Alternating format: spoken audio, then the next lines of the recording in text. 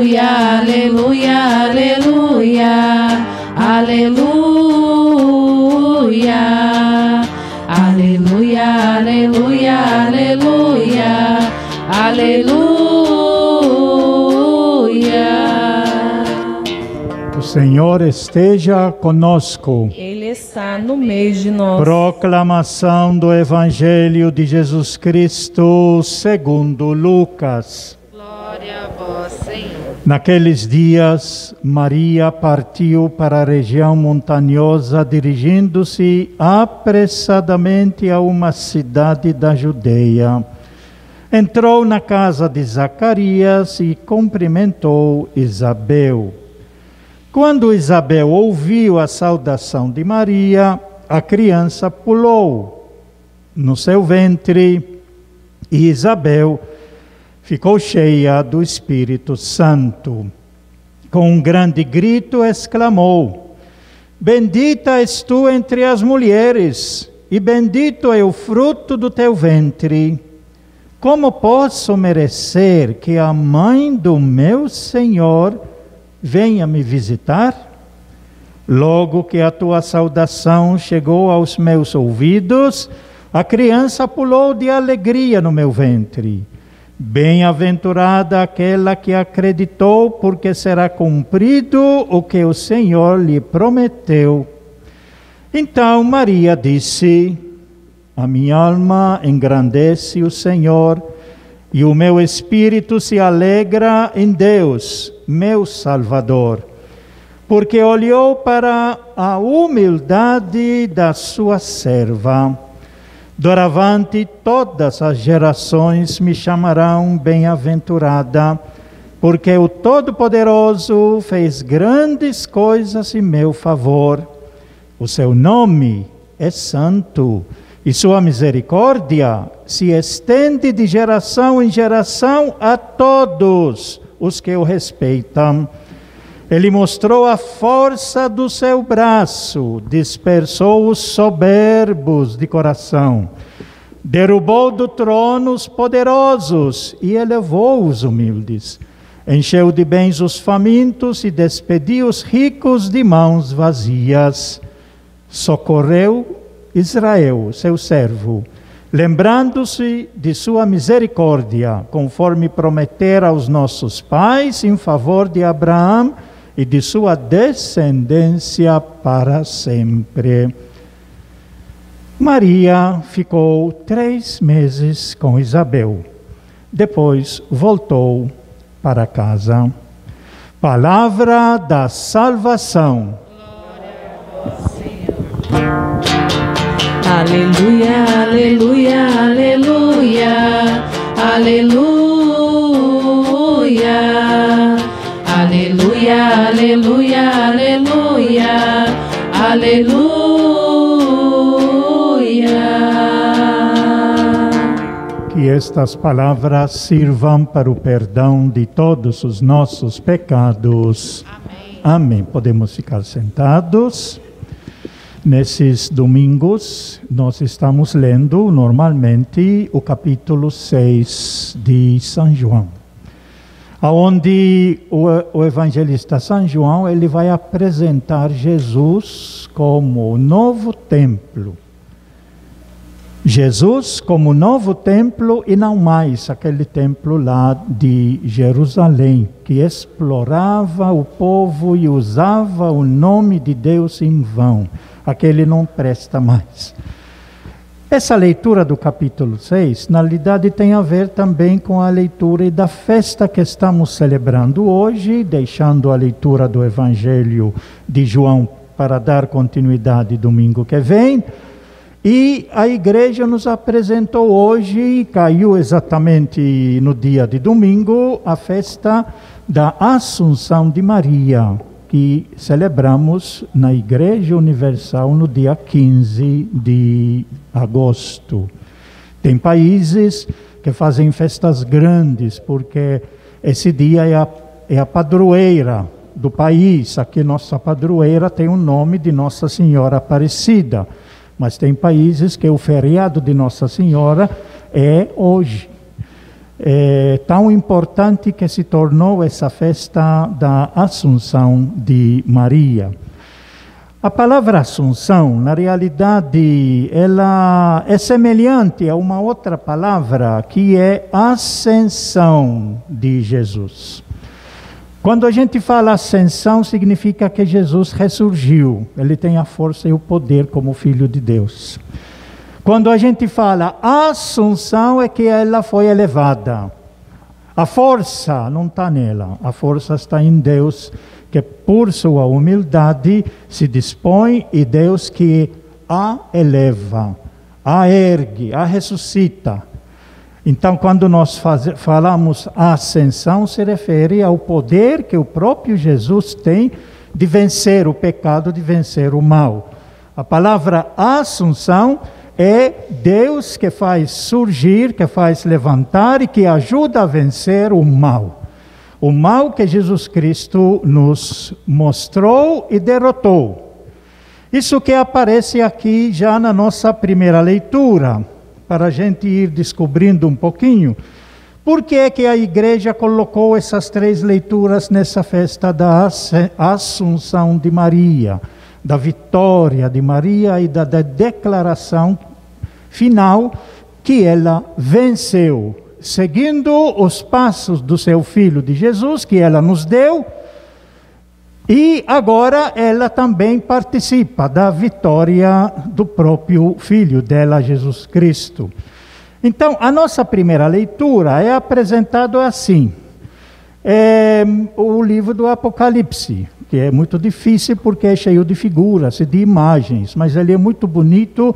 Para os cristãos é um meio de esperança grande, para os que não entendem gera medo, mas quem tem fé, ele percebe dentro desse livro do Apocalipse uma força grande, uma coragem grande, porque Jesus já venceu. E ela transmite isso quando ele fala: abriu-se o templo de Deus que está no céu, e apareceu no templo a Arca da Aliança. Agora é Jesus Cristo, né? A Arca da Aliança. Então apareceu no céu um grande sinal, uma mulher vestida de sol, tendo a lua debaixo dos pés, e sobre a cabeça uma coroa de 12 estrelas. Essa mulher, portanto, ela é adornada pela criação de Deus, sobre qual nós não temos poder e força nenhuma. Quem controla o sol? Quem controla a lua? Quem controla as estrelas? Só Deus. E essa mulher é adornada com essa força de Deus, da própria natureza. Do outro lado vai surgir, então, um outro aqui. Então apareceu outro sinal no céu. Um grande dragão, cor de fogo. Isso, da primeira vista, a gente fica com medo, né? Um grande dragão, cor de fogo, tinha 7 cabeças, 10 chifres e sobre as cabeças 7 coroas. Tudo isso tem significado que não dá para explicar aqui, né? Com a cauda dele varria a 3ª parte das estrelas do céu. Quer dizer, ele consegue estragar aquilo que pertence a Deus. Ele veio para estragar, na realidade. Esse dragão, no versículo 12, ele vai dizer assim: esse dragão é a antiga serpente, o diabo ou Satanás. A antiga serpente que enganou e iludiu Adão e Eva. E pegaram um outro caminho, iludidos com fake news, com informações erradas, enganosas, mas se embarcaram nesse projeto, que os levou sempre à destruição, a perder, à morte. Mas depois, como diz São Paulo, aqui apareceu um outro. Na segunda carta de São Paulo, Cristo ressuscitou dos mortos como primícias dos que morreram. Portanto, é o vencedor. Isso que vai aparecer na nossa leitura do Apocalipse. Então apareceu outro sinal no céu, um grande dragão, cor de fogo, tinha 7 cabeças e 10 chifres, e sobre a cabeça 7 coroas. Com a cauda varria a 3ª parte das estrelas do céu, atirando-a sobre a terra. O dragão, a antiga serpente, que enganou Adão e Eva e os levou para outro caminho totalmente contrário à vontade de Deus, o dragão parou diante da mulher que estava para dar à luz, pronto para devorar o seu filho logo que nascesse. Mas o que aconteceu? Esse aqui é o sentido da ressurreição. E ela deu à luz um filho homem, que veio para governar todas as nações com cetro de ferro. Mas o filho foi levado para junto de Deus e de seu trono. E essa aqui está na segunda carta. Cristo ressuscitou, o dragão não conseguiu tomar conta agora. O nome dragão na serpente conseguiu tomar conta sobre Adão e Eva. E desviá-los do caminho, enganados, iludidos. E sofreram a morte e tudo. E as consequências dos desvios da vida. Agora, a essa criança, desta mulher, ele não consegue. É a mesma figura, o dragão. Então, Cristo ressuscitou dos mortos. Então, Cristo, o menino, o homem que nasceu, ele foi levado junto de Deus, que é o sentido da ressurreição, explicado aqui na segunda carta. Cristo ressuscitou dos mortos como primícias dos que morreram. Com efeito, por um homem veio a morte, Adão e Eva, enganados pela serpente, pelo dragão. Agora, no Apocalipse chama dragão, lá chamava-se a serpente. No tempo de Jesus, o diabo ou Satanás. É a mesma figura, nomes diferentes. Lá conseguiu enganar. Então, por um homem, pelo erro que fez, pelo engano que caiu, com efeito, por um homem veio a morte. E é também por um homem que vem a ressurreição dos mortos, mas a Jesus não engana. Nós temos nos evangelhos, em todos os 3 evangelhos sinóticos chamados, as tentações de Jesus, onde esse diabo ou Satanás, agora no evangelho chamado diabo ou Satanás, se aproxima de Jesus para tentá-lo, mas não consegue derrubá-lo. Não consegue enganá-lo. Então apresenta-se para nós agora através desta mulher, que representa também o povo de Israel que permaneceu fiel, e alguns também dizem que é Maria que gerou para nós Jesus, seu filho, Salvador. Essa comunidade que gerou o filho Jesus, esse Jesus, ele não se deixou levar. Ele saiu vitorioso, que é a ressurreição de Jesus. Lhe custou a vida, no caminho todo que fez. E na cruz, quando a gente fala cruz, a gente não entende simplesmente o sofrimento na cruz. A cruz é uma consequência de um projeto de vida que ele traçou, de não se deixar enganar e de fazer a sua opção sempre para ajudar todos os desvios que as pessoas estão vivendo, as doenças que estão vivendo, recuperá-las e ajudá-las. Isso lhe custou a própria vida, mas ele permanece fiel. Ele não engana, ele não cede, ele é fiel. Por isso que é transmitido isso pela ideia da vitória, da ressurreição. E aí o livro do Apocalipse, ele continua dizendo aqui, então, a mulher fugiu para o deserto para ser acompanhada, assim como foi acompanhado o povo de Israel, no deserto, acompanhado por Deus, até fazer toda a sua caminhada, para sair vitorioso. E aí, no último verso que a igreja nos apresenta hoje, no capítulo 12, do versículo 10, ela diz assim: ouvi então uma voz forte do céu proclamando. O resultado disso, diz assim: agora realizou-se a salvação, a força e a realeza do nosso Deus e o poder do seu Cristo. É que aqui tem uns versículos pulados, do versículo 6 até o versículo 10, onde entra aquele texto de Miguel, que significa aqui como Deus. Miguel e seus anjos, que continuam seguindo humildemente o Criador, mas tem outros, iniciados por esse dragão, a antiga serpente, e os seus anjos, que não querem aceitar o projeto de Deus. E aí diz o Apocalipse que teve uma guerra entre eles, e é lógico que Miguel, que representa o próprio Jesus, ele venceu. E ao vencer, derrotou o dragão com seus anjos e que foram jogados para a terra. Essa parte não aparece na nossa leitura. E aí que tem o sentido agora que o dragão já foi expulso, porque Jesus venceu com sua fidelidade, com seu projeto do Pai, com sua misericórdia, com seu amor, com seu povo. Agora que Jesus venceu, o dragão não tem mais espaço no meio daqueles que são de Jesus, dos justos.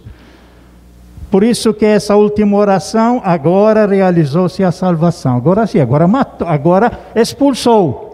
Expulsou aquele que fazia mal, aquele que prejudicava as pessoas, aquele que tentava e derrubava, aquele que enganava. Esse é um processo da vida nossa. Nós estamos vivendo essa vida desde aquele tempo até hoje. Sempre aparece gente que quer nos enganar, que quer nos iludir, promete mundos e fundos e tantas coisas, e usa o nome de Deus em vão. E engana muita gente, como diz uma das cartas. Consegue enganar, aqui diz terceira parte, ele consegue arrastar atrás dele, enganar. E essa luta da vida, ela permanece sempre. Porém, dentro dessa luta da vida, nós já temos a garantia que Jesus já venceu. Por isso que a imagem que ele usa aqui, criança nasceu e foi levada para junto de Deus, quer dizer, vitorioso. Numa palavra só, ele descreve a vida toda de Jesus Cristo, a sua morte e a sua ressurreição. Numa palavra só. Isso que é o significado da festa de hoje. Assim como o significado da festa da ascensão de Jesus é a confirmação que o projeto que ele trouxe saiu vitorioso. E quem aceita o seu projeto e quem segue Jesus Cristo, ele vai sair vitorioso como ele. E a primeira colocada desde o início dos cristãos, da primeira geração, a primeira coloca que seguiu o seu próprio filho Jesus, é a sua própria mãe, é Maria. E aqui, então, o Evangelho, a liturgia de hoje, ela nos coloca a leitura do Santo Evangelho, a visita que Maria vai fazer, ela agora já grávida, isso o texto é narrado antes, na Anunciação, e ao ficar sabendo que a sua prima Isabel já estava 6 meses grávida por João Batista, então ela vai marcar a sua presença e visitá-la. E aí o sentido da visita, então, ganha muito significado e muita força. Primeiro, as palavras de quem recebe Maria. É interessante perceber aqui que Zacarias é só mencionado porque é a casa de Zacarias, mas não está presente. Zacarias está mudo na realidade nesse momento, porque ele não acreditou naquilo da mensagem que recebeu, que a esposa dele, Isabel, apesar de ser velha e estéril, ela ia ter um filho, e que devia dar o nome a esse filho de João. Não aceitou, não acreditou, questionou o próprio mensageiro, por isso ele ficou mudo. Portanto, Zacarias está lá, mudo, sem falar nada. Quem fala é a mulher. E quem fala é Maria, 2 mulheres. Não era comum nesse tempo a mulher ter essa vez, que a mulher, em todo o Antigo Testamento, é só para servir ao homem, não deve falar em público, não deve assumir atividade nenhuma na sociedade. Quem faz isso é a mulher, coisa que nós infelizmente herdamos do Antigo Testamento, mas graças a Deus hoje as mulheres estão descobrindo humildemente que elas têm valor, que elas têm capacidade. Capacidade não só para fazer o serviço de casa, como era antigamente, e educar os filhos, mas capacidade para ser útil para a sociedade, para construir esse mundo melhor.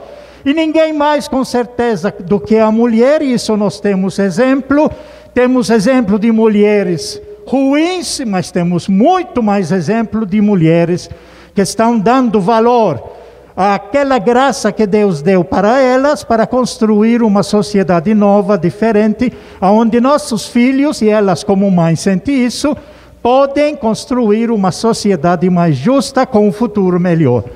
O incentivo, inclusive, existe para ter participação de mulheres em todos os níveis da sociedade. É uma contribuição que Jesus Cristo abriu essa porta. Não ficou fechado somente no homem, que tem valores, sem dúvida nenhuma. Mas entra o valor da mulher agora. E precisa entrar com mais força, com mais responsabilidade. Ao considerar na realidade que a mulher tem os filhos por quem ela luta e dá a vida.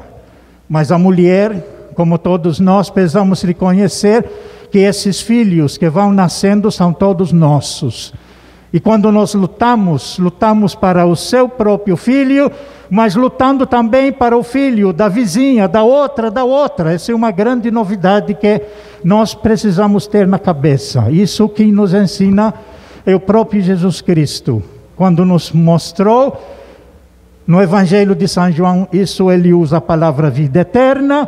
Quando ele define isso e diz assim, a vida eterna é esta: que conheçam o único verdadeiro Deus e seu Filho Jesus Cristo. E Jesus, então, para quem crer nele, ele vai nos mostrar, nos ensinar esse projeto novo que Deus quer.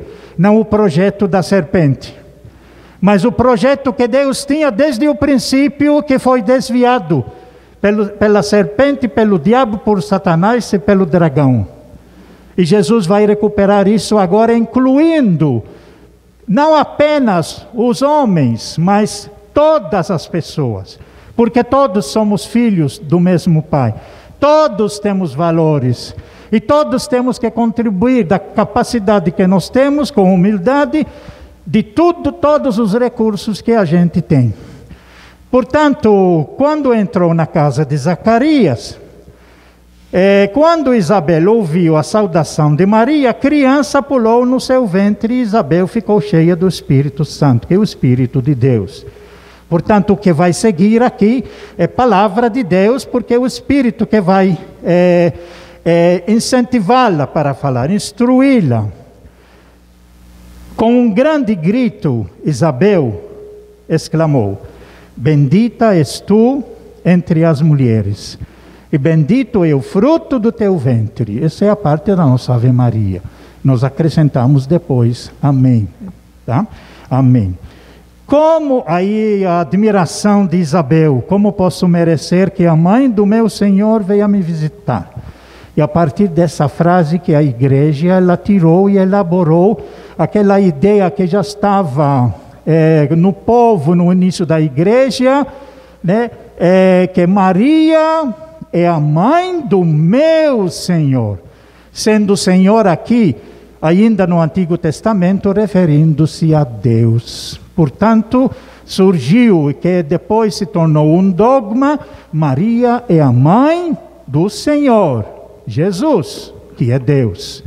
Portanto, Maria é a mãe de Deus. Não a mãe do Criador, sem dúvida nenhuma, mas a mãe do Senhor, que no Evangelho de Lucas, depois ele vai falar, referindo-se a Jesus, quase sempre o Senhor, e o Senhor, e o Senhor, que para eles o Senhor era Deus, agora é Jesus. Fisicamente concreto, esse Deus que se encarnou, festa que nós celebramos no tempo de Natal. E aí nós temos, diante dessa declaração aqui de Isabel, temos a conversa. Logo que a tua saudação de Maria chegou aos meus ouvidos, escutar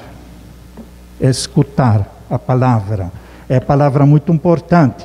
A criança pulou de alegria no meu ventre, bem-aventurada aquela que acreditou. Esse aconteceu na Anunciação, ela acreditou.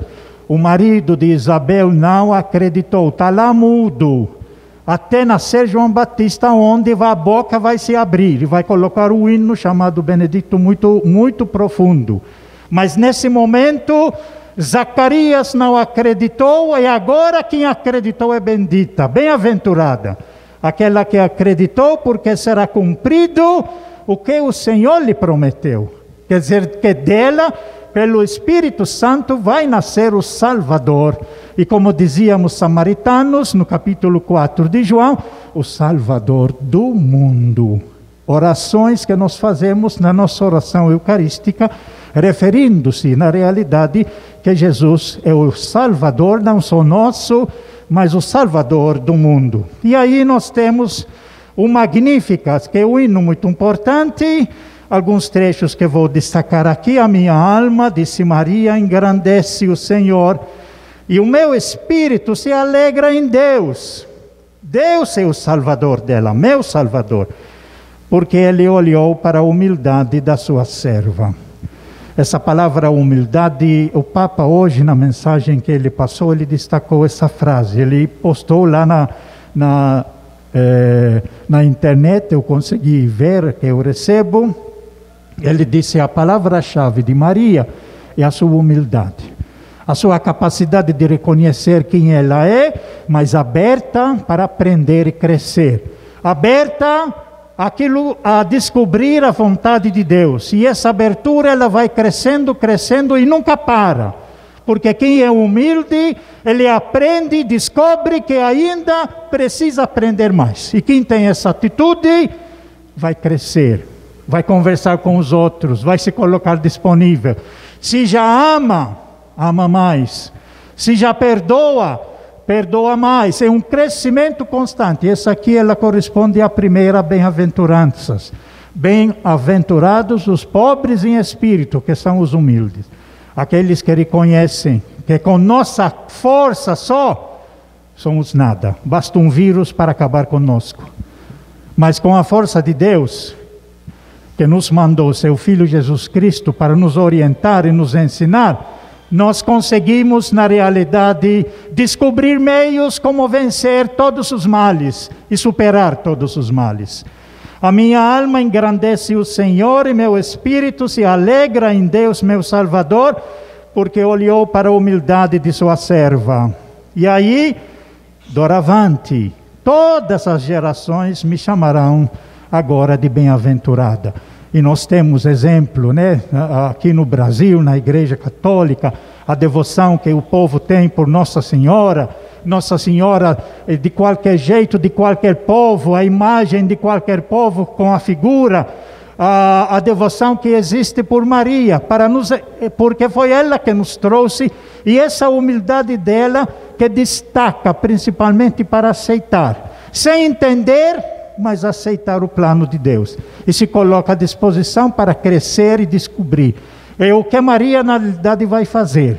Se ela nos deu o Salvador, Jesus, mais tarde ela vai precisar também aprender de seu Filho Jesus. E em vez de pensar somente como a maioria das famílias, é só minha família, Jesus vai dizer: todos aqueles que amam uns aos outros pertencem à nova família de Deus. E Maria vai se colocar agora disponível não só para o povo dela de Israel, mas para todos os povos do mundo. Tanto é assim que todos admiram ela e veneram ela. Cada povo do seu jeito, que a imagem que tem. Nós temos aqui principalmente a Nossa Senhora Aparecida, mas tem devoção por tantas outras, Nossa Senhora de Fátima e tantas outras imagens que nós temos de Maria. Doravante todas as gerações me chamarão bem-aventurada, porque o Todo-Poderoso fez grandes coisas em meu favor. É Ele que fez. O seu nome, o Todo-Poderoso, é santo. Sua misericórdia se estende de geração em geração. Ela já está declarando aqui algo que Jesus vai mostrar para nós, que Deus sempre quer o bem aos seus filhos. Mesmo que errarem, Ele volta a querer ajudá-los para se recuperar e perdoar. Ele mostrou a força do seu braço, e aqui o poder de Deus, e Ele coloca que vai derrubar as grandes três tentações. Vocês lembram que quando nós falamos na Eucaristia, eu ergo no final: eis o Cordeiro de Deus que tira o pecado do mundo. O Evangelho de São Marcos, ele descreve para nós em que consiste esse pecado do mundo. E ele disse: o pecado do mundo que não deixa as pessoas viverem em paz umas com outras, que é o reino de Deus, ele divide em três partes, representados pela mão, pelo pé e pelos olhos. Pela mão, a ganância. Pelo pé, a dominação. E pelos olhos, o engano, o orgulho, a soberba, a ilusão. E o que ela vai dizer aqui? O poder de Deus, diz aqui, ele mostrou sua força, ele mostrou a força do seu braço, dispersou os soberbos, que é a terceira tentação dos olhos. Dispersou os soberbos de coração. Derrubou do trono os poderosos e despediu os ricos de mãos vazias. As três tentações que é o pecado do mundo. Esse é o pecado do mundo, que é o dragão, que é os inimigos todos. Eles querem construir um mundo sobre esse tripé. A ganância, a dominação e o orgulho, a ilusão, o engano, os fake news, sobre isso. Constrói sobre isso. E Jesus veio para nos abrir os olhos e dizer, cuidado. Esse é o que estraga a vida. Esse é o que estraga o relacionamento entre homem e mulher. Isso que estraga as sociedades, pensando só no dinheiro. E por isso quer mandar na vida dos outros. E por isso usa fake news para enganá-los. Esse é o pecado do mundo. E ele vai derrubar, vai conseguir vencer esse pecado do mundo. Encheu de bens os famintos e elevou os humildes. E depois volta para seu povo, socorreu Israel, seu servo, lembrando-se sempre da sua misericórdia, conforme prometera aos nossos pais em favor de Abraão. E de sua descendência, nós também fazemos parte dessa descendência para sempre. Esse é o hino que é apresentado para nós hoje nessa festa da Assunção de Maria. Portanto, concluindo que é a Assunção de Maria é a declaração que quem segue o seu Filho Jesus, ele sempre vai ter a vitória.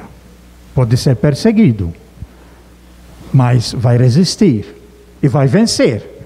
Pode ser morto, como Jesus, na cruz, mas venceu. A sua fidelidade ao Pai permanece fiel. E isso acontece na nossa história. Esse processo de quem prega a justiça e vive a justiça que são perseguidos é o que nós estamos vendo em todas as histórias, em todos os países. Quando alguma coisa está errada e alguém levanta a voz, vai ser perseguida essa pessoa. Mas ela vai ter a garantia de Jesus Cristo. Aquilo que eu ouso dizer